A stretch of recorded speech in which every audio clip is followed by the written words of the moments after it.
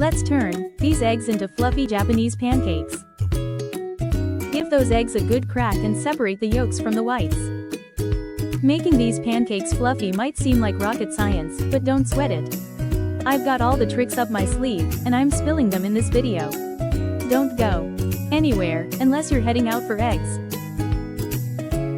Throw a splash of milk into the yolks.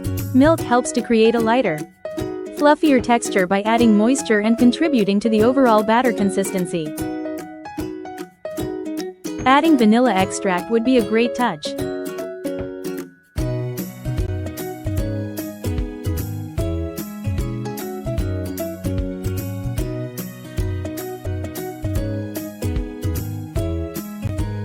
Alright, let's add the flour. I'm a sifting nerd. But if you just dump it in, your pancakes will still be awesome. I used cake flour, but all-purpose works too. Suggest adding the flour little by little instead of dumping it all in at once. That way the dough won't get too thick. We're aiming for a nice, creamy batter. Alright, let's set this mix aside and give it some time. Now, let's dive into the whites. Grab your mixer and start whipping on low speed.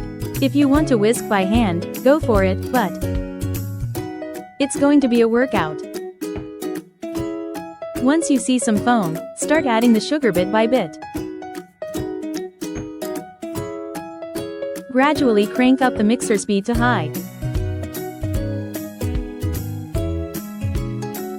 And good idea to pop the egg whites in the freezer for 10 to 15 minutes before you start whipping them. Cold egg whites trap air more effectively, which results in a fluffier, more stable meringue. Whip the egg whites until stiff peaks, but don't go too far. Once they're shiny and can hold their shape, stop. I messed up once and whipped them too much. The batter ended up too runny. We finally made it. Add about a third of the egg whites into the egg yolk.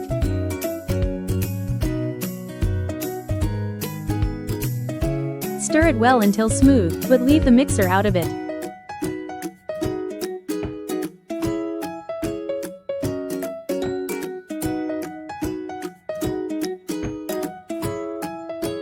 Now pour this mixture into the rest of the egg whites. And while you're at it, I'd love to hear your thoughts on how I can make my videos even better. Gently fold it all together with a spatula. Don't use a whisk or mixer. Keeping it light and airy is key. This technique creates air pockets that make the pancakes. Pancakes rise to incredible heights when cooked. That's how tasty it ended up. Let's grab a pastry bag, but if you're feeling rebellious, you can totally skip it and just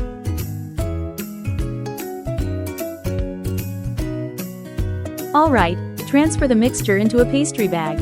If you don't have one, no worries. Just use a regular bag and cut off a corner. Actually, you can just gently spoon the mixture if you prefer. Turn the stove to low heat. As you can see, I keep the flame super low, so it doesn't go out. Give it a quick oiling. Getting the right heat is crucial for making Japanese pancakes. If it's too high, the pancakes will puff up fast, but also deflate just as quickly once you take them out of the pan. Now, gently squeeze the batter onto the preheated skillet. You'll notice it holds its shape and doesn't spread out. That's your meringue flex. Let's pick up the pace and jump ahead.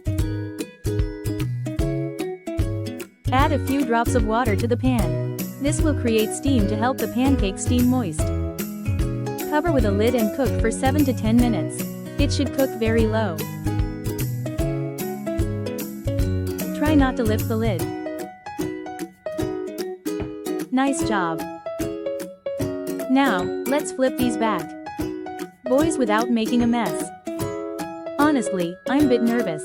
I've had some epic fails before. If you like my video, don't forget to subscribe Rena's Kitchenary and follow my social media account. Drops of water. And let it cook for 5 minutes or so.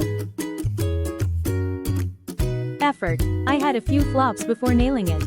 But even when they didn't look perfect and tasty, they were still soft, tender. The secret to fluffy pancakes is whipping the meringue just right and cooking on low heat. Thanks for watching. See you on my next video. Japanese Fluffy Pancakes is ready. Enjoy! Don't forget to subscribe to my YouTube channel, Rena's Kitchenary, and follow all my social media account Facebook, TikTok, Instagram, like and comment. Thank you.